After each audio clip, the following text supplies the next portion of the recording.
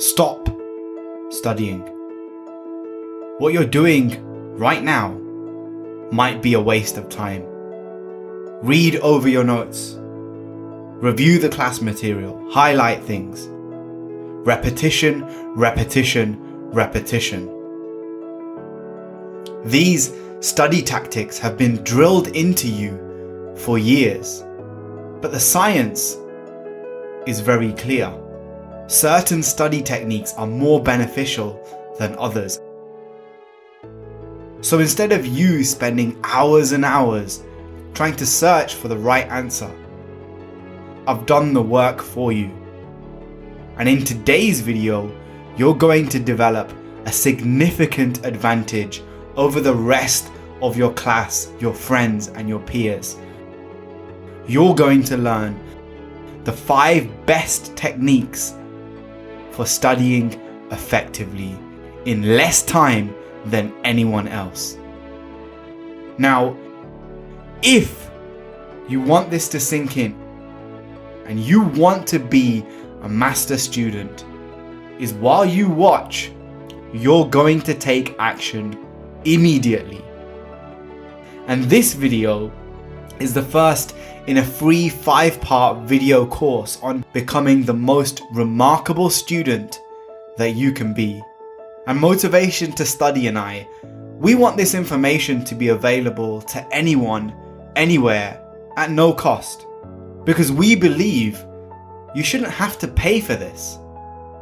It should have been taught to you in your school, in your lesson. And since it wasn't, we got you covered. We're giving this all away for free. So just make sure you subscribe to both of our channels and you ring the bell icon so you know when new lessons are released. Let's get into it. Did you know there are people out there so good at remembering things that they compete in tournaments of learning and they are known as memory athletes? In an annual contest called the World Memory Championships, they were given 20 minutes to remember a list of 72 random words. And on average, they scored nearly 71 of the 72. By contrast, an untrained control group could only manage 26. Another example, Akira Haraguchi. At 69 years old, much older than most of you listening, in 2006, recited 111,700 digits of pi from memory at a public event near Tokyo. For 16 hours, he kept going and going and going. Imagine the power of having a memory like that. And starting today, I want you to imagine yourself as one of them. You're not just a student or a teenager or a grad, but you are a memory athlete. You're going to become someone with such power over your mind that you can recall pages of notes, equations, formulas that you need without the endless hours of beating information into your head. But how? Do you need an innate gift? Can you learn it? Well, actually, you already have. Picture where the spoons are kept in your kitchen, the socks in your room, the color of your toothbrush. These memory athletes use an ancient Greek technique called memory palaces. And once you master this technique, you too are going to dramatically improve your ability to study effectively and finally open up your dormant reserves of memory. The idea is simple. You walk through an environment like your house and you place objects in specific places, and then you match the things you want to learn with those objects. So when you're trying to remember that information, perhaps the notes you took that day in class, you don't just think back to your notes. You think of where those notes are in your house. Which object did you attach it to? What's the color? And you reapply this until it becomes crystal clear in your mind. This technique maps new information onto something that your brain has already evolved to do extremely well. Recall imagery in specific locations. The second technique.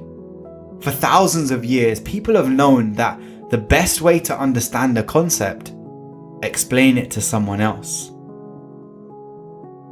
The second technique I want to introduce you to is also known as the protege effect, aka teach someone what you want to learn.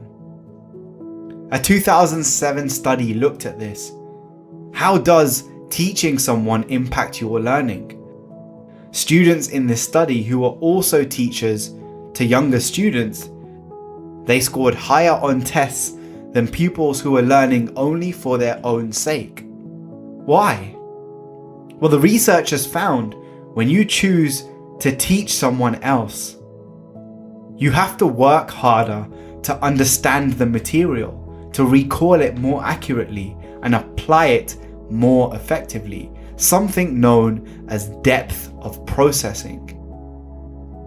Physicist Robert Feynman created a mental model called the Feynman Technique. Now, some of you may have already seen videos about this on YouTube. This technique has 4 steps to it. Number 1, write the name of a concept on the top of a blank page that you want to learn. Number 2, write down an explanation of the concept as if you're teaching a new student. Number 3, identify what's missing. Go back, relearn. And step 4, review everything. Make sure you're avoiding using complicated language and try to simplify everything on the page as much as possible. Now, this technique, it forces you to deconstruct and then reconstruct ideas. To use this method and learn how to study effectively, identify first what do you want to learn, and then try to imagine you're explaining it to a 5-year-old. Number 3, master students are committed to effective study strategies, but shipwrecked students are committed to ineffective study strategies.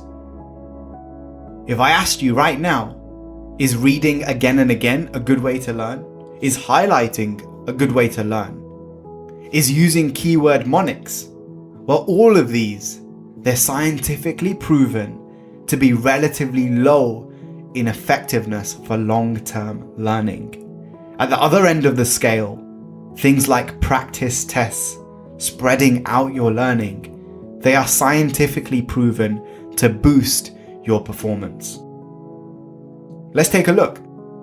In 2005, a guy called Reagan A.R. Gurung assessed 229 students using 11 different techniques of studying.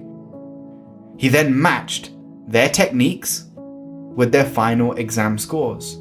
And many, but not all, of the techniques they used, they did achieve better exam scores. For example, the number of hours they put in, it did help. But things like starting studying early or reading material before and after class, that didn't seem to be effective. Reagan also found detriments to studying, and one of them was listening to music. So what did he find that does work? Well, Reagan actually found a technique that strongly predicted your exam score.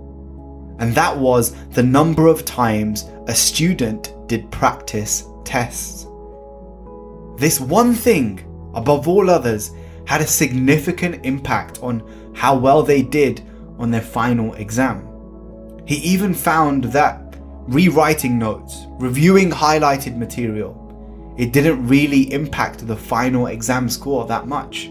So like I said, master students are committed to effective study strategies, But shipwrecked students are committed to ineffective study strategies. And if you want to know which type of student you are, click on the link in the description and take the quiz to find out if you're a master, a dabbler, or a shipwreck castaway when it comes to your study. Not all hustle is created equal. Have you ever heard of number 4, the Zeigarnik effect? It's a concept in psychology that argues you remember uncompleted or interrupted tasks better than the ones that you complete. Why? When we start a task and then interrupt it, it creates a task-specific tension that can improve your cognitive function. So step away from your desk as you study. That tiny little tension that you feel. I still need to finish reviewing that chapter. I haven't done the next paper yet. It keeps the task at the top of your mind. And this keeps your brain focused on it. This way you can easily access that information and remember it better. So how do you take advantage of this technique? You take frequent breaks during your deep work. The Zeigarnik effect suggests that students who take breaks during which they perform totally unrelated activities, studying other subjects, reading a book, going on a 3-minute walk, playing the piano, they remember material better than students who go through longer study sessions without taking a break. A popular way that I'm sure most of you have heard of is the Pomodoro Technique, where you work for 25 minutes, you take a 5-minute break. You work for 25 minutes, you take a 5-minute break.